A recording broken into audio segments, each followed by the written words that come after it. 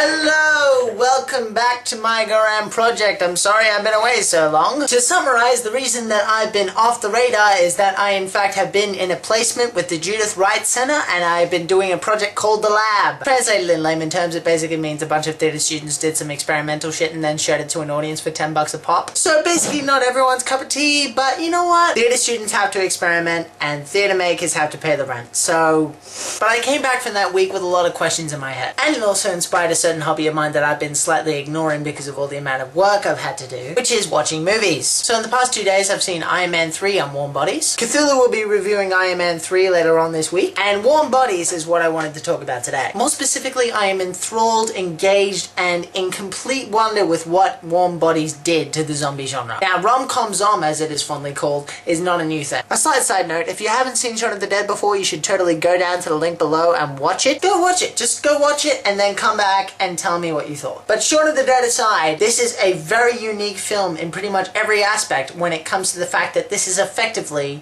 a zombie film. When I was looking at trailers of this, I went, okay, so this is an indie version of Twilight with zombies, basically. Is that what it comes down to? Incorrect! Completely and utterly incorrect, and thank Christ for that. What Warm Bodies does is takes a tired concept of the zombie apocalypse, turns it on its head and goes, how about we actually look at the zombie psyche, and instead of making it a disease that completely kills off the human brain where there is absolutely no hope, gives a little spark. Not enough to stop several years of carnage and mayhem, but enough that when it happens, the world can actually begin again. Now, I'm certainly not an expert, but every zombie film I've seen, it's never really ended that way. The closest that I can think of where a zombie film has actually ended with hope in that regard is 28 Days Later. And that wasn't really hope in the sense of the world can recover. That was hope as in, oh thank God there are other people here, I'm not alone! Which is fine, that's probably a realistic version of a zombie apocalypse happy ending. But, Warm Bodies basically ask the question, what if? And that is basically what we've been asking in a theatre project all week. So it makes me wonder, with the right writing,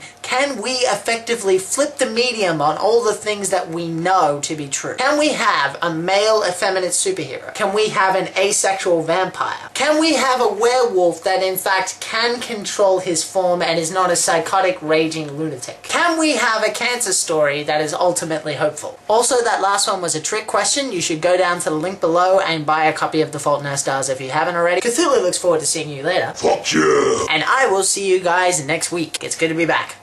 Bye!